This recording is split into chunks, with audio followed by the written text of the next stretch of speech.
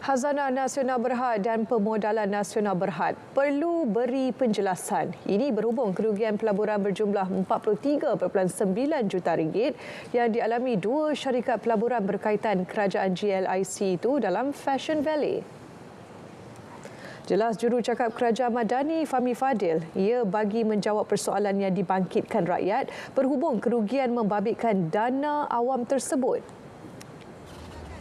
Of course, because it was public monies, and of course a lot of people are asking, and now we're seeing a lot of content being put out about the kind of things that may have been going on.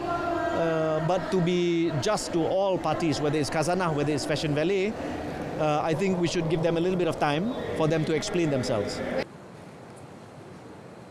Angkatan Tentera Malaysia ATM sedang menyiasat kes seorang pegawai kadet di Akademi Latihan Ketenteraan ALK Universiti Pertahanan Nasional UPNM Sungai Besi yang dipercayai menjadi mangsa buli dan dera seorang penuntut senior. Kejadian melibatkan penggunaan streka yang ditekap di bahagian dada sehingga meninggalkan kesan lecur. Kes berkenaan sedang disiasat di peringkat ALK UPNM. ATM menegaskan siasatan dilaksana dengan terperinci dan tidak akan melindungi serta berkompromi terhadap mana-mana pihak yang terlibat. Tindakan disiplin yang keras dan tindakan undang-undang akan dikenakan jika terbukti bersalah. ATM menggesa masyarakat beri ruang kepada pihaknya untuk menyiasat perkara itu secara tuntas agar keadilan dapat diberikan sepenuhnya kepada pihak teranaya. Segala perkembangan hasil siasatan akan dimaklumkan kepada umum dari semasa ke semasa.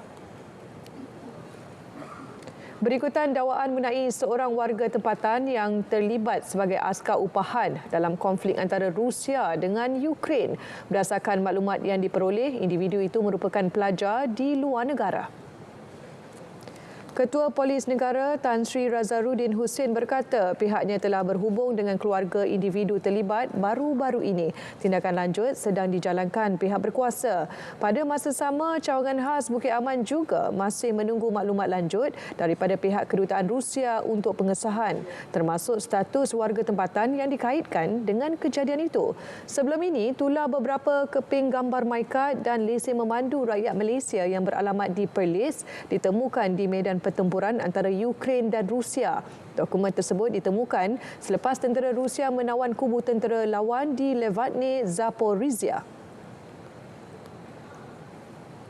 Dalam usaha menjadikan Malaysia negara bersukan, Kementerian Belia dan Sukan KBS menganjurkan kejohanan sukan khusus untuk golongan berumur 40 tahun ke atas. KBS Masters Games 2024 akan diadakan di sekitar Bukit Jalil dan Putrajaya pada 21 hingga 24 November ini.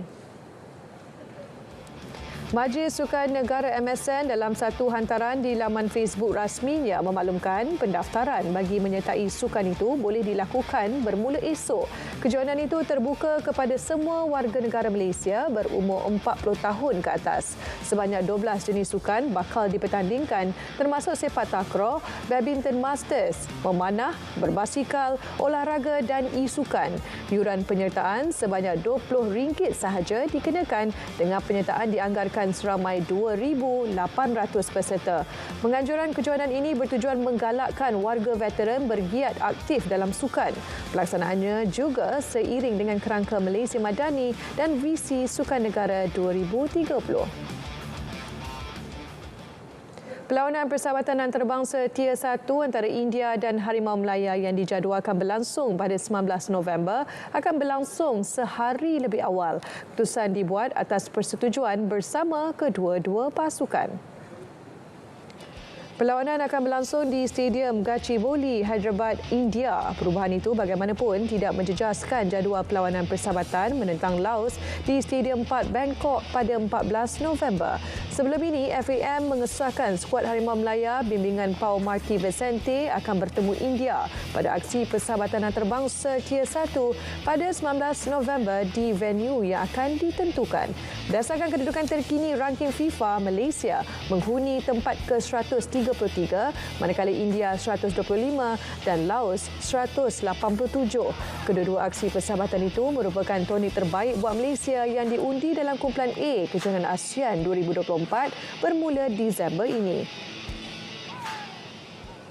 Skuad Young Tigers sedia sahut cabaran untuk mara sekurang-kurangnya ke separuh akhir pada kejohanan hoki remaja Asia di Muscat, Oman bulan depan. Jurulatihnya, Vignes Warren menyifatkan sasaran yang diletak Konfederasi Hoki Malaysia KHM terhadap anak buahnya adalah realistik. Menurut beliau, biarpun kejohanan itu hanya berbaki sekitar sebulan sahaja lagi, sasaran itu mampu dicapai berdasarkan keupayaan barisan pemain. Fokus kini akan diberi untuk mempertajam kemampuan dengan mengambil pengajaran daripada kejohanan hoki antarabangsa Piala Sultan Johor 2024 baru-baru ini. Pada kejohanan itu, Malaysia menamatkan kempen di tangga tercorot.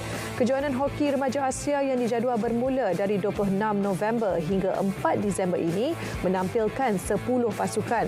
Malaysia diundi dalam kumpulan B bersama Pakistan, China, Oman dan Bangladesh.